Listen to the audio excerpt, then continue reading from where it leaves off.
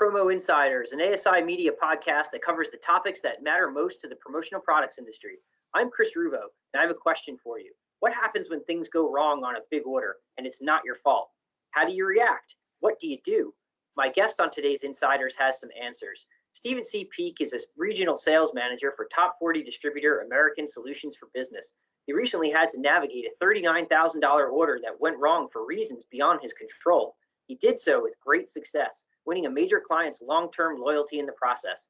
He's here to share strategies to help you do the same on trouble orders. Stephen, thanks for being with us. My pleasure, Chris. So let's jump right into these questions here. Tell us a bit about the order. Who is the client and what did they need? Okay, Chris, it was a large pharmaceutical client of ours and a very good client at that. And what they needed was, they needed 5,000 custom face masks to try and prevent the spread of COVID-19 within their firm. And what they wanted on it was that the CEO has a mascot that is very, very, part of he created it. It's a squirrel, and he wanted those printed, that mascot printed on 2,500 royal blue masks and 2,500 navy masks. All right, very good. So an interesting order, a pretty big ask there. Something that you had expertise in doing, but something went wrong. There was a snag. What was it that went wrong? Well, we wanted to get we had produced them, and we had also had to do a tieback envelope to mail them in, Chris. So we had produced both the tieback envelope and the masks, and we sent them to the mail house. Okay. Unfortunately, it was on or about the time that the election was taking place. Oh no! So yeah, we ran into some real big trouble, and that's the long and the short of it. We had these masks and these tieback envelopes sent to the mail house. Mm-hmm. They fulfilled them. They inserted everything properly, and they've delivered them to the mail house, which is the United States Postal Service. Mm-hmm. And we use those, Chris. We use the USPS because it's a little less expensive than UPS. Sure. Yep. Okay. Right. So that's what we did, and all packages mailed, mm-hmm. and everything was hunky dory. Everything was going great. Or so you thought. Much to my surprise, correct. Yeah. So what happened was the client called on or about the packages dropped on about 10/29, Chris, on October 29th. On or about 11/7, the client emailed and called and said they've been receiving some complaints from their employees that they hadn't received these masks. So we immediately contacted the mail house, and then they and we as a team contacted the United States Postal Service. Okay. They made tray tracking. I learned a lot about this process, Chris, about what happens at the United States Postal Service. They made tray tracking and was made available to us. And the mail was supposed to have been distributed out from the Philadelphia hub to 10 different regional post offices for final deliveries. Well, after further due diligence with the USPS supervisor, he advised us that due to the election, all mail was frozen until all ballots were mailed. Oh no. Yeah, so it was a total shutdown, total confusion, and quite frankly, he even shared that there's the term the perfect storm. Mm-hmm. He informed us, Chris, that 382 packages were out for delivery, but 960 of the packages were still in the Philadelphia post office. 960 they were stranded. Yeah. They were stranded. Okay. So, I said, obviously the obvious question to this gentleman, who was somewhat, he was doing his best, Chris, mm-hmm. and his responses were, hey, listen, first of all, sir, what can we do about this? And he said, well, his response is, first, one, they may be found and they may eventually mail, not sure when, or they may never be located and they may eventually be thrown out. Would that you could give answers like that in private industry, huh? I might get your order, I might not, but send the money along anyway. That's good. Yeah, I wish I could tell the client that too, right, Chris? Yeah, exactly. So at that point, Chris, we had to make a decision. We had to, after exhausting all possibilities regarding the United States Postal Service personnel, we sent an email to the client, and And keeping in mind, Chris, this was a very good client, okay? An email was sent to our contact on the project, but Chris, I also wanted to send it to the HR director, a highly influential person at the account, so she could be made aware of the situation. And Chris, I can, I don't know if you want me to paraphrase the email or we certainly have it available to you. Yeah, just paraphrase it. Give us a sense of what you said and what you committed to in there. Excellent, excellent. We'll do. So we basically described exactly what I described to you, and then we came back to them with two scenarios. Long story short, USPS was at fault, but it's my responsibility to you as a client, and I wanted to do about right by them, and I did that. And I assured them that it would be if we did a subsequent mailing. So I came back to them and told them we could do two things. We could resend. Scenario one, we could resend the entire mailing, which is, and we wanted them to know that we had a lot of skin in the game as well. So I decided to let them know that this order cost about $39,000, just so they realized what we were putting forth here. Or the second one was, we had sent the client approximately 1,000 masks back to them for future use, for future hires and things like that. And we were going to ask them if we could take those back. And then they would have to, and then this is where it gets a little iffy, because they would then have to go out and send an email out to all their employees asking if they got these masks. And as you can imagine, Chris, that's very difficult for them to do. Okay, so those were the two scenarios. That's what I presented in the email. And my strategy there, Chris, was to remove my contact from the middle of all this. It wasn't her fault. And it was very important that she didn't get stuck in the middle of it. So we wanted to make sure we got this to the Steve, HR. if I could interject, because I think that's such an important move on your part, because that client is who you have that contact is who you have the relationship with for that account. And you were able to remove any blame or flack that they might have been getting from their superiors. So when you do something like that, instantly that person is going to feel very positive about you, that you're kind of running interference for, they're not even running interference, and you kind of got the shield up for them, and you're saying, this is what happened, this isn't this person's fault. And I have to imagine that did a lot for the relationship. It did, Chris. And something that we all need to be, as sales professionals, we have to keep in mind. We don't want to bury the person that we're dealing with to go to somebody at a higher level, at the C level, and we didn't do that. So if I may, what I wanted to emphasize to them was, this was USPS's fault. This was the United States Postal Service fault, but it was still my responsibility, and that we were willing to remake the job, okay? So then we finally got a break.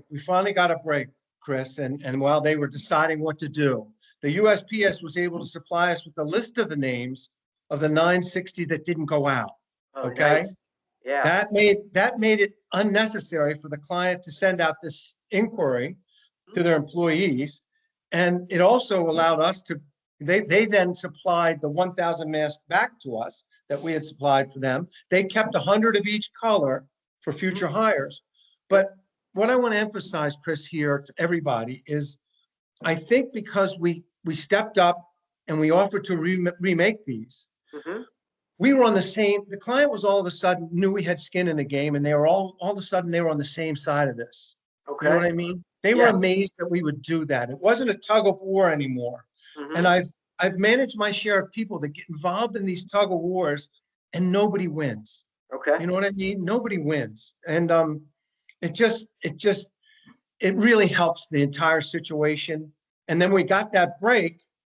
I then contacted my mask people, the mask production facility, the GM, and he was very willing to do it almost below his cost. Okay. And the same thing with the Tyvek envelopes. They did those at below cost. Oh, wow. And then the folks that mailed them volunteered to do the mailing for free as well. So people really stepped up. And I think if you're honest and you put people into your predicament, that they're willing to help. Do you know what I mean, Chris? I do. Yeah, I know. I absolutely do. And so the upshot of this was what? How did it all kind of end up eventually? Okay. So what we did was we rushed production, 4 days on the mask and tieback envelopes, Hmm? rush fulfillment, mailing right in the middle of a snowstorm. They got these out. And Wow. on December 5th, we mailed them. And one thing we did do, Chris, one additional thing is we upgraded it from a bulk mailing, the bulk rate, where you get really good rates. Hmm. And we made it first class because it was around the holidays and we wanted to expedite the mailing as much as we could. Sure. Okay. Hey, listen, they were all delivered. Some of the people inevitably probably got 4 masks instead of 2. Oh, well, all right. If Well, they they're were not complaining, I'm sure. So. if they were ever dug out of that United States Postal Service in Philadelphia post office. Yeah. But the bottom line is we built it on December 26th. Okay. And the initial order was taken at a nice GP.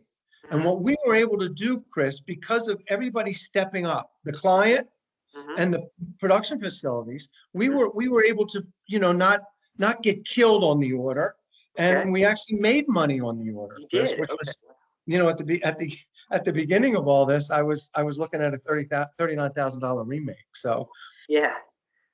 Well, to make a profit, to go from the prospect of that to a profit is amazing, especially given everything that was going on. And everybody knows how crazy it was during the fourth quarter with shit. It still is with shipping and mailing and everything. So I'm sure a lot of people can relate to the mini miracle that was. You had a Christmas miracle there. Yeah. And what I really want to emphasize, Chris, a couple of points is the vendors really stepped up. And I think if you offer with honesty, tell them what happened.